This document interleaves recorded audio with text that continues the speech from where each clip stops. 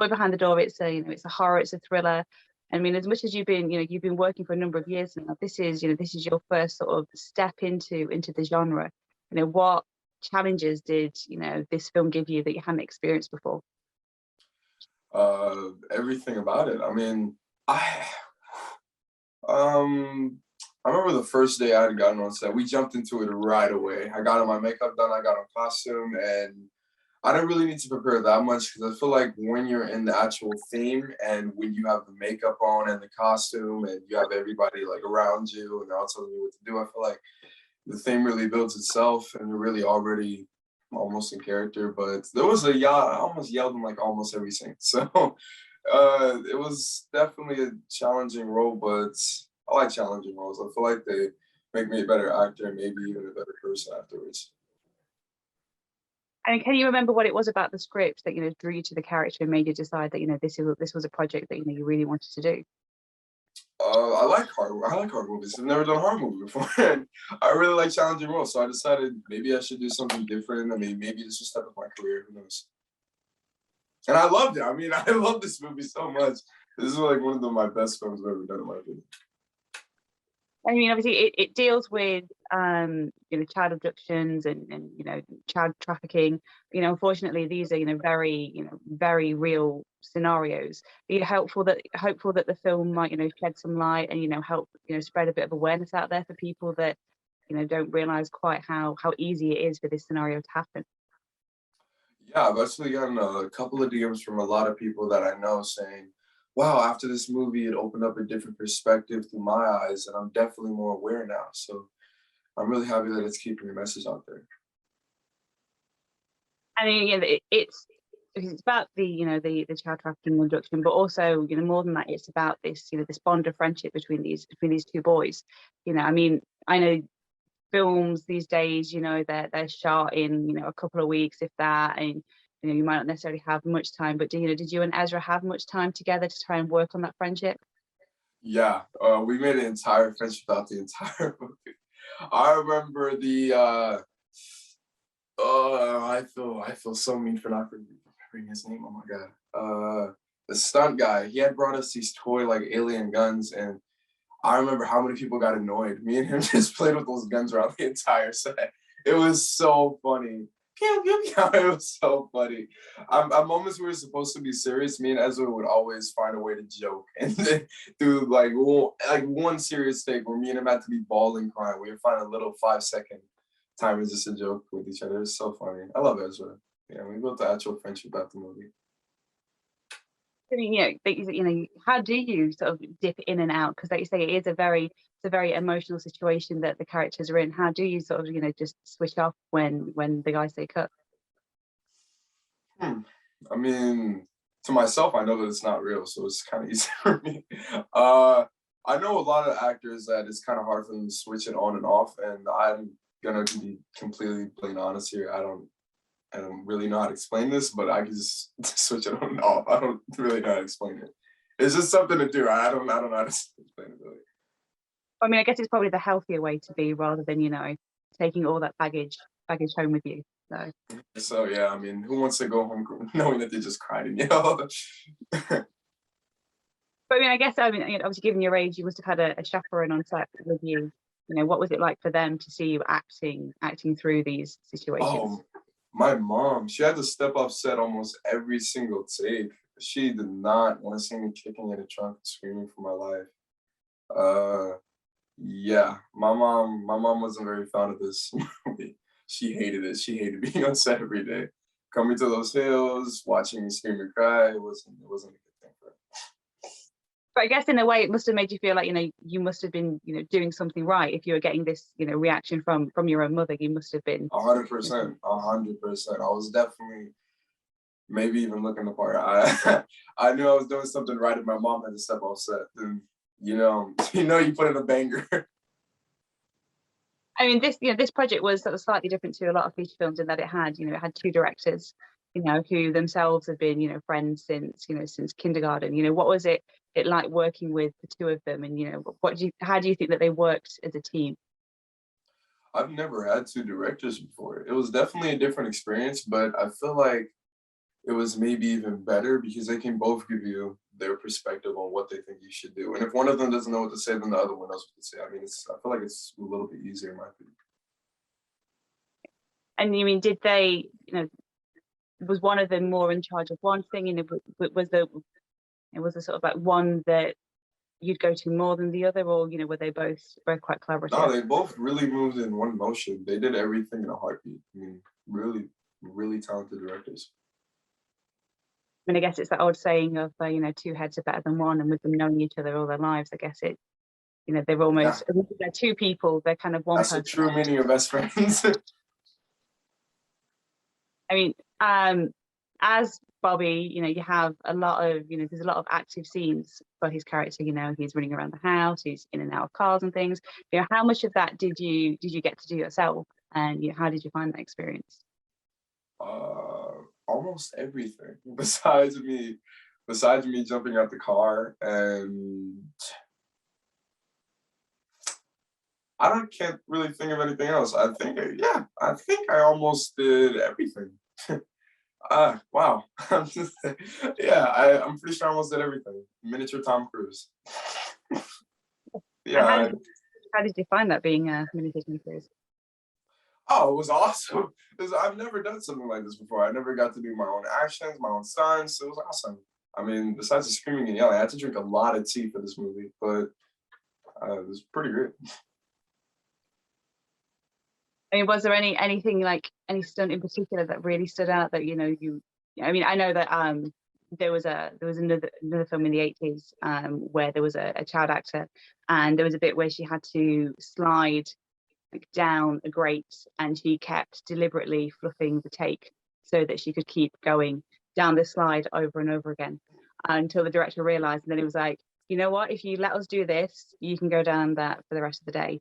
Was there anything similar? Was there anything that you really enjoyed doing that you're like, I just want to keep doing this for a bit? Okay, maybe that actually was. Oh my God, why can't I remember it? Oh, my brain is farting. Jeez.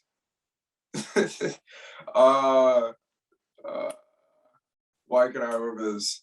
That one scene where where she kills a police officer, and I had to scream no.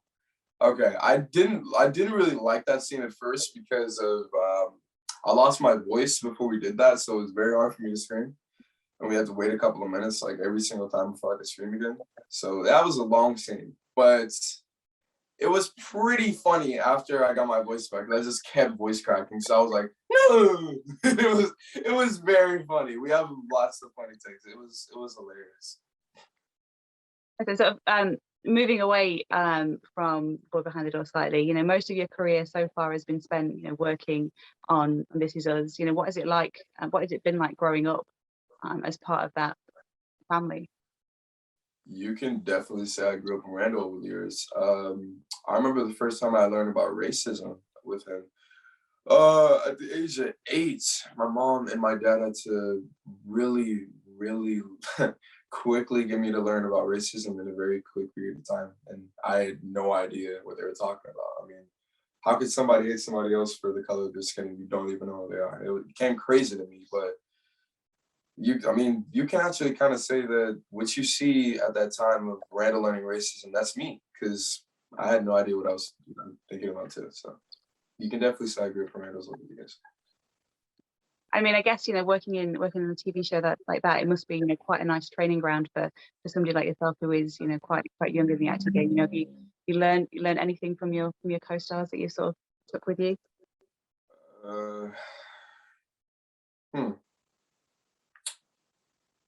That is a tricky one. Well, let me say this first.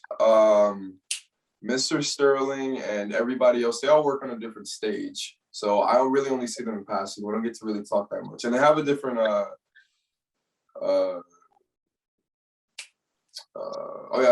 the trailers are a little bit spicier than ours too, so we don't really talk to them much. We see them in passing though, like hair and makeup and all that. But I haven't really learned anything.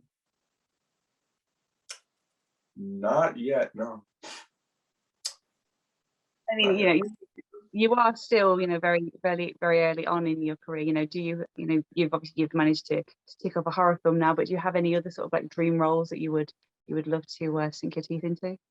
More horror films. You're gonna see me being It 3. I'm gonna have a lot more horror films coming out probably. I love horror movies now. Yeah. I mean, obviously, you know, now that you know you've done some stunts, you know, any desire to do, you know, an action film? Let's see. I'm gonna be in the new Mission Possible and probably Kingsman. I'm probably gonna could be on a lot of new stuff movies and horror movies. Who knows? Maybe I might even be in both. I mean, I really love horror movies now. After my first experience and I tried it, I mean, I want to do it again. So I'm probably gonna do it again. I mean, yeah, obviously, I guess you know it's make believe. Um, so I guess you have a different perspective when you know when watching a horror Yeah, film. I definitely have a different perspective when I be watching horror movies. Now that I watched a bunch of more horror movies now after that movie, and I'm gonna be honest, I don't look at them the same way, the same way that I used to look at them. I'll be like, oh, that camera angle's weird. Like I don't say the stuff that I would normally say. I talk like an actor now. It's weird. Well, I guess it's you know it gets you know access to these videos. Do you have any particular favorite? Anything that's you know really caught your eye? Hmm. In movies? In horror movies? Yeah. Hmm. Hmm. Huh. Boy. Let's see. I already know my favorite horror movie. Why is it taking me this long? Let me think. Hold up. Because Okay. you know technically you're too young to have watched a horror film, so you know True. I'm gonna move horror movies out the way, and I'm gonna talk about American Horror Story. American Horror Story has been one of my favorite TV shows for a long time, so I have to put that in there. But okay, let me pull back in horror movies and think. This is why I hate early mornings. My brain keeps farting. I know that one horror movie. Dude, I watch it all the time. How's my brain doing this right now? I can't think of this right now. I can't think of this right now. I don't know why. Oh, wait, I got it. Blade. Oh, there we go. Jeez, that took so long. It was Blade, yeah. Blade, and does Riddick count as a horror movie? Like a thriller? Yeah, Riddick and Blade. Those are really good movies. I guess you must be excited for the you know for the new Blade film that they're Oh, I can't wait to see that. I'm watching the Blade series for a long time with my dad. My dad got me hooked on it now. I just rewatch them all the time, waiting for the new one to come out. I can't wait to see that new one. It looks sick. And I also want to see Venom 2. I can't wait for that to come out. I love Carnage. Yeah, it's gonna be sick. So outside of acting, you know, I think you and your family have been working on the Fix Your Heart endeavor. Can you share a little bit of information about that project? About how it started? Yeah, and you know what Oh, you're for hoping.